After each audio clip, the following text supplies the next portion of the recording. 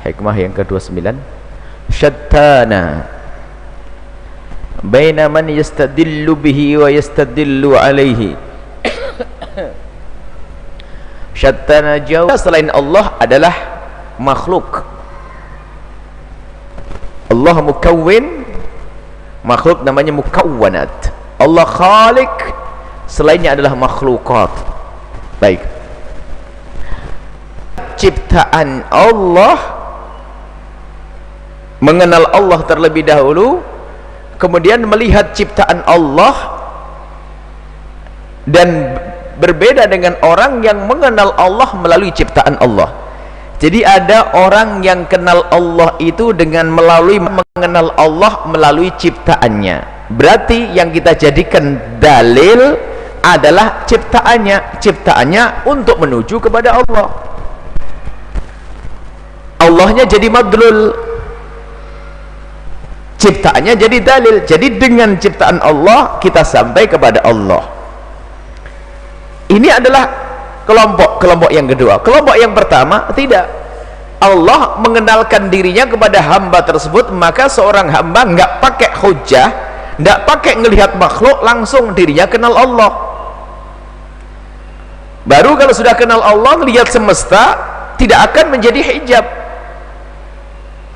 tidak akan menjadi, karena dia sudah kenal Allah. Nah ini, maka berbeda bagi orang yang mengenal Allah terlebih dahulu baru mengenal makhluknya, berbeda dengan orang yang kenal makhluk baru kenal Allah. Ini sangat berbeda. Kita lanjutkan dulu.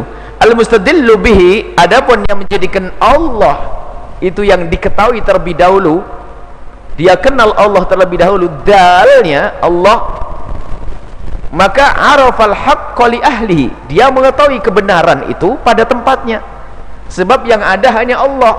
Dan memang semestinya kita itu kenal Allah semuanya terlebih dahulu.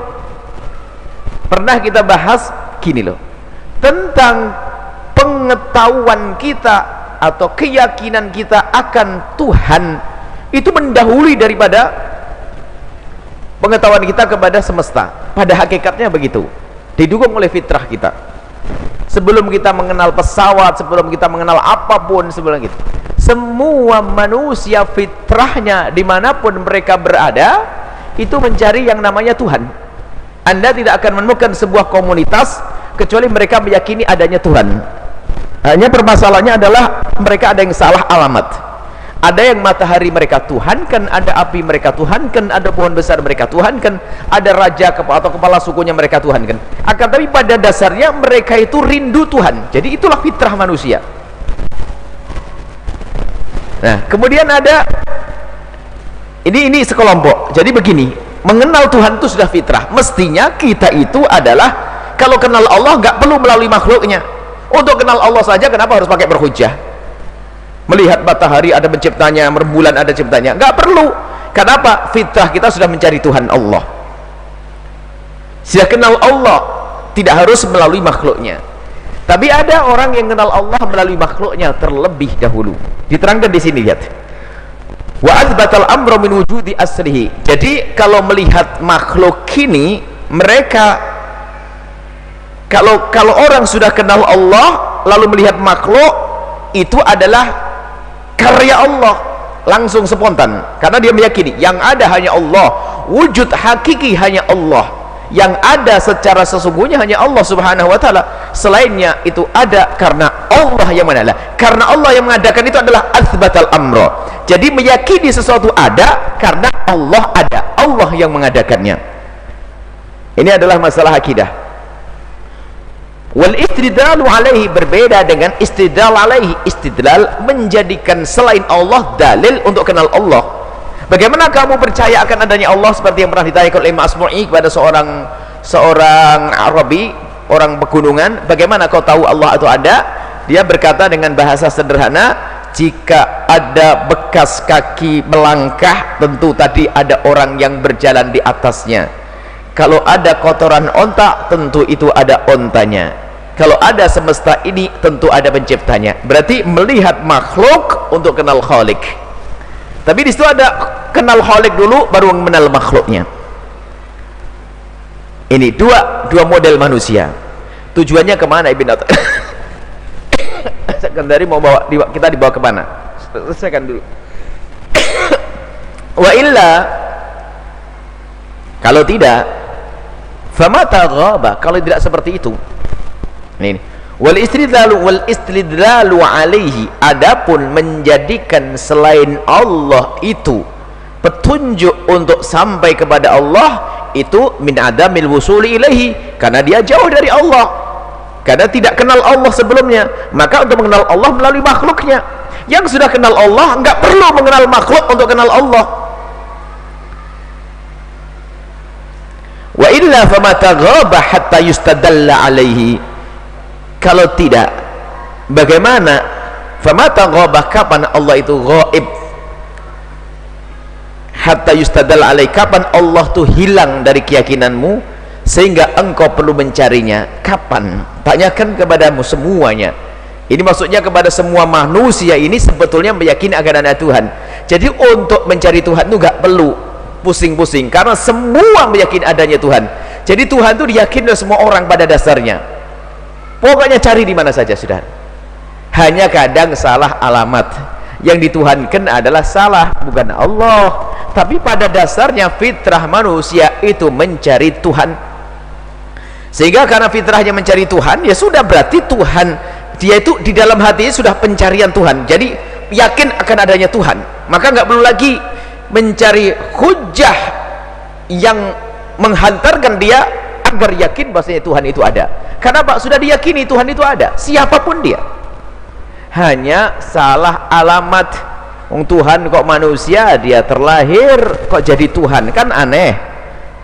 Api bagaimana jadi Tuhan dan disembah bertahun-tahun di Persia. Matahari disembah, aneh. Tapi pada dasarnya dia mencari Tuhan. Wa mata ba'uda hatta takuna al-atharu hiya allati tusiru ilaihi, kapan Allah itu menjadi jauh darimu sehingga engkau perlu perekat pendekat yang menyampaikan engkau kepada Allah. Nah, ini yang perlu dihadirkan di sini. Imam Ibn Athaillah As-Sakandari mengingatkan kepada kita semuanya bahwa pada dasarnya kita semua itu nggak bisa mengingkari akan adanya Tuhan Allah. Cuman banyak di antara kita ini untuk kenal Allah masih banyak di antara kita ini perkenalan kita kepada Allah ini tertutup dengan sesuatu selain Allah. Misalnya kekayaan yang Allah berikan kepada kita, harta, kekuatan, dua-dua dari model manusia ini kita sampaikan. Dua-dua dari model manusia, ada orang yang kenal Allah baru mengenal makhluk, dari makhluk kenal Allah, ini dua-duanya bagus, sama, dua-duanya adalah baik. Cuman pangkat tertinggi adalah orang yang kenal Allah terlebih dahulu. Ada orang majdub, ada seorang ibu-ibu di kampung, lihat dia tidak belajar ilmu akidah, nggak belajar ilmu yang lain, tapi yakin betul adanya Allah, nggak ngerti dialog macam-macam, sampai bisa nangis di malam hari, sholatnya banyak, sedekahnya banyak, takut yang haram, ngajinya mah biasa-biasa saja. Jadi Allah telah mengenalkan kepada orang tersebut, dan banyak kita menemukan orang-orang seperti itu. Ibu-ibu di kampung al-ajaiz, orang-orang bapak-bapak di kampung yang polos, lihat sebelum adzan sudah datang ke masjid, santri pun belum tentu. Padahal dia belajarnya bukan dialog falsafah yang panjang lebar, ilmunya sederhana, tapi dia sudah kenal Allah. Maka karena dia kenal Allah terlebih dahulu, maka di saat dia turun dari mengenal Allah, mengenal makhluk, itu semua akan menjadi pendukung keimanan, sehingga yang ada adalah kagum. Di saat diberi oleh Allah harta, dia akan gunakan hartanya untuk kebaikan. Karena apa? Tahu ini dari Allah Subhanahu wa ta'ala, karunia dari Allah Subhanahu wa ta'ala. Ini orang yang paling tinggi pangkatnya. Cuman ada di antaranya adalah kelas kita. Jadi untuk kenal Allah itu dari makhluk dulu, merenungi. Kita merenungi akan adanya Tuhan Allah. Kayak tadi, ini ada pencipta, ini ada pencipta, baru yakin akan adanya Allah Subhanahu wa ta'ala. Nah, dua-duanya itu sampai kepada Allah Subhanahu wa ta'ala. Dua-duanya sampai kepada Allah Subhanahu wa ta'ala. Akan tapi yang paling tinggi adalah orang yang sudah diberi petunjuk oleh Allah, langsung dia kenal Allah, biarpun tanpa belajar. Tanpa belajar mengenal Allah, kemudian di saat melihat semesta itu akan menambahkan kekagumannya kepada Allah, pengagungan kepada Allah Subhanahu wa ta'ala. Nah sekarang ini mata ghobala ini yang menjadi masalah adalah kita ini kadang Allah yang sangat kita kenal itu menjadi ghaib dari kita. Karena apa? Karena sesuatu yang seharusnya tidak boleh menjadi penghalang. Wong Allah itu sangat jelas. Allah itu zahir, kalimat zahir, Allah kan punya nama al-zahir dan batin. Makna Allah al-zahir, Allah maha jelas kalau kita melihat Allah dengan mata hati kita. Allah al-batin, sangat tersembunyi kalau kita lihat dengan mata kasar kita ini. Jadi Allah itu ada, kalau kita renungi dengan batin kita sangat jelas al-zahir. Nah, Allah itu sangat jelas, semua berkeyakinan akan adanya Allah. Cuman kadang, ini yang ingin dihadirkan, kadang athar makhluk, mukawwanat, semesta, kekayaan, istri, anak, semuanya ini kadang-kadang ternyata malah menjadikan penghalang, menjadi penutup. Kan aneh, kok bisa tertutup Allah yang maha jelas tadi. Kita sudah kenal Allah, kalau berbincang setiap saat kita kenal Allah, Allah. Tapi kenapa kok suatu ketika ketutup dengan kekayaan kita sehingga sholat asar kita terlambat sampai masuk maghrib belum beres? Kenapa mengeluarkan zakat jadi susah? Kenapa kok kita melakukan kebaikan jadi susah? Berarti ketutup Allah oleh dunia, oleh kekayaan yang Allah berikan pada kita. Ini yang ingin Ibn Athaillah akan tadi hadirkan. Jangan sampai Allah itu ghaib. Makanya kalau Allah memberikan kepadamu kekayaan, lihat, kita sadar bahwasanya ini adalah dari Allah. Nah, Allah tak semakin jelas, semakin tampak. Makanya muncul namanya syukur. Bukan di saat diberi kekayaan Allah kabur. Bagaimana Allah bisa kabur? Allah sangat jelas kok. Maka inilah problem kalau sudah kabur mata hatinya. Lihat, semesta, dunia, kekayaan, tahta, keluarga, itu menjadikan tidak melihat Allah subhanahu wa ta'ala. Maka itulah orang yang mahjub, atau orang yang lupa kepada Allah subhanahu wa ta'ala. Kalau dalam Al-Quran adalah kalimat nisyan, ya, ada disebutkan kalimat nisyan. Misalnya nasullaha fa'ansahum anfusahum. Jadi ada orang nasullah, lupa kepada Allah, bukan dia tidak kenal Allah, akan tapi karena urusan dunia menjadikan dia lupa kepada Allah subhanahu wa ta'ala. Baik, mari kita sekarang kembali kepada diri kita sendiri. Kita praktekkan hikmah Ibn Athaillah Sandari kepada kita. Apakah anda termasuk golongan orang yang sudah kenal Allah, kemudian di saat anda melihat semesta, tidak boleh semesta itu menjadikan perkenalanmu kepada Allah menjadi terhijab, tertutup? Atau kita yang mengenal Allah melalui makhluk, tetap harus kita jadikan bahwasanya tujuan kita sampai kepada Allah. Jangan sampai apapun yang Allah berikan kepada kita ini menjadi penghalang kita sampai kepada Allah. Ini jadi semestinya ini, baik dari kelompok yang pertama atau kedua, antara semesta, kekayaan dengan Allah ini tidak boleh menjadi hijab, tidak boleh menjadi hijab. Maka di sini kalau orang sudah kenal Allah dengan benar, ini tidak akan menjadi hijab, bahkan semakin terang. Sudah kenal Allah, dari ini kelompok pertama, dia mengenal Allah, maka di saat diberi oleh Allah kekayaan, yang dilihat hanya Allah. Ini dari Allah, tidak ada bagiku kecuali mensyukuri kekayaanku. Akan aku gunakan untuk yang Allah ridhai, mustahil aku gunakan untuk yang Allah haramkan. Kenapa? Dia kenal Allah terlebih dahulu, maka apapun dari makhluk ini tidak akan menjadikan dia berubah. Ada lagi yang bentuk kedua adalah dia menyadari bahwasanya semesta ini hendaknya menghantarkanku kepada Allah subhanahu wa ta'ala, menjadikan aku kenal kepada Allah subhanahu wa ta'ala. Maka ini menuju Allah yang sudah ia kenal dengan fitrahnya tadi. Maka dari itu aku harus menggunakan apapun yang Allah berikan kepadaku dari tahtaku, dari kekayaanku, dari pangkatku, itu adalah untuk sampai kepada Allah subhanahu wa ta'ala. Tidak boleh semuanya ini menjadi hijab antara aku dengan Allah. Tapi yang paling banyak adalah Allah menjadi ghab, hilang dari pandangan kita, dari pandangan mata hati kita. Sudah kalau dulu rajin waktu dia fakir, masya Allah, rajin ngaji pakai sepeda engkol, giliran pakai motor ngajinya semakin banyak bolong, tatonya punya mobil tidak kelihatan lagi. Masya Allah. Oh, masih perawan rajin ngaji, masya Allah, barisan baring pertama, bukan ini maksudnya. Tapi giliran menikah tidak pernah kelihatan lagi. Berarti suamimu jadi hijab ini. Mestinya disyukuri dulu waktu aku sendiri rajin ngaji, maka setelah aku dapat suamiku tidak boleh menjadi hijab antara aku dengan Allah. Akan tapi hendaknya suamiku justru menghantarkan aku lebih dekat lagi kepada Allah Subhanahu wa ta'ala. Sama kekayaan, pangkat. Tapi ada orang yang dasarnya nggak kenal Allah, ya dunianya hijab, tujuannya dunia. Dia memang tidak kenal Allah, mahjub. Maka ini adalah perbincangan di sini, perbincangan bagi orang yang memang kenal Allah. Kalau sudah kenal Allah, ya sudah, dunia menjadikan dia terlena. Sudahkah kalau cari duit, masya Allah, cari duit, sholat ditinggalkan, aurat sudah tidak ditutup lagi, nggak ngerti halal haram, modalnya pun adalah modal haram. Nah, kemudian menuju kepada Allah itu tidak mungkin bisa kecuali dengan sesuatu yang benar-benar Allah ridai. Jadi gini, karena kita sudah kenal Allah, maka hendaknya dunia tidak boleh menjadi hijab antara kita dengan Allah. Maka kalau kita ingin kembali kepada Allah, kita itu sebetulnya kita itu berurusan dengan semesta, makhluk ini mendunia, kita menjadi makhluk, ngurusi dunia. Kalau ingin kembali kepada Allah, sehingga di dalam bahasa kalau ada orang meninggalkan inna lillahi wa inna ilaihi raji'un, kita akan kembali kepada Allah. Sehingga orang tobat itu orang yang kembali kepada Allah.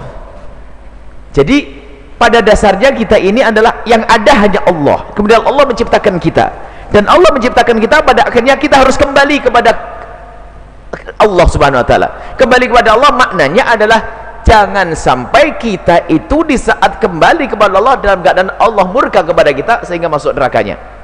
Sehingga kita hendaknya menjaga perilaku kita, sehingga apapun yang terjadi kepada kita tidak boleh menjadi penghalang antara kita kepada Allah Subhanahu wa ta'ala. Tidak boleh menjadi hijab. Lo macam-macam sakit bisa menjadi hijab loh ya. Padahal sakit itu sebetulnya menjadikan seorang semakin ingat kepada Allah. Coba saja. Kalau orang sakit biasanya gampang Allah, Allah, Allah tasbihan. Tapi ada yang dengan sakitnya hijab, marah-marah, protes kepada Allah. Kenapa saya sakit? Ada, berarti terhijab dia.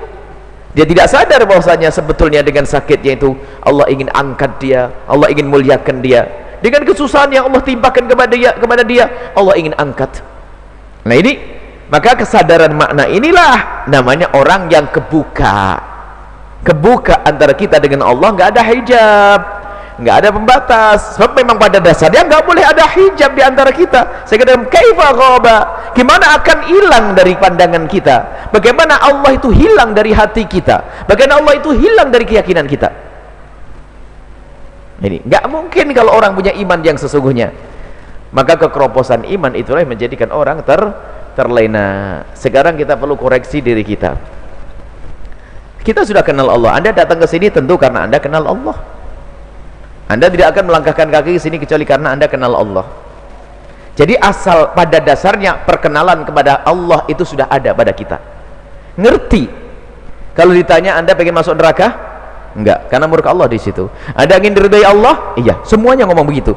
Cuman permasalahannya adalah di dalam perjalanan kita ini sering tertutup keyakinan kita kepada Allah dengan sesuatu selain Allah, sehingga sering terjadi pergeseran.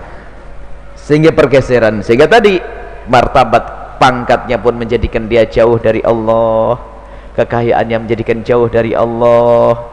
Kemudian apalagi rasa sakit menjadikan dia jauh dari Allah. Kemudian kefakiran pun menjadi dia jauh dari Allah. Nah ini problem.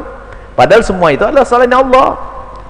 Yang semestinya selain Allah itu hendaknya kita jadikan kendaraan meluncur menuju Allah Subhanahu wa ta'ala.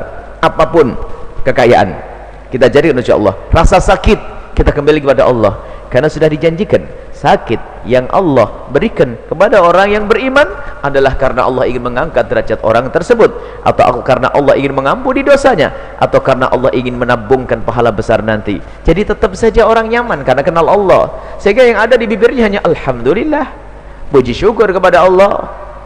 Karena apa? Allah berikan itu semuanya ternyata untuk semakin dekat kepada Allah. Ini orang yang kebuka. Tapi al-mahjub, orang mahjub, lihat, kelihatan aja menuju kepada Allah, ternyata tidak sampai kepada Allah. Contoh mahjub, diberi kekayaan semakin jauh dari Allah, atau menuju kepada Allah tapi dengan sesuatu yang tidak diridhoi oleh Allah. Sedekah tapi dengan duit haram, mahjub dia tidak kenal Allah dong. Memang Allah senang? Mau? Nggak mau Allah dengan rezeki haram kita. Itulah orang mahjub macam-macam. Ngaji dengan maksiat,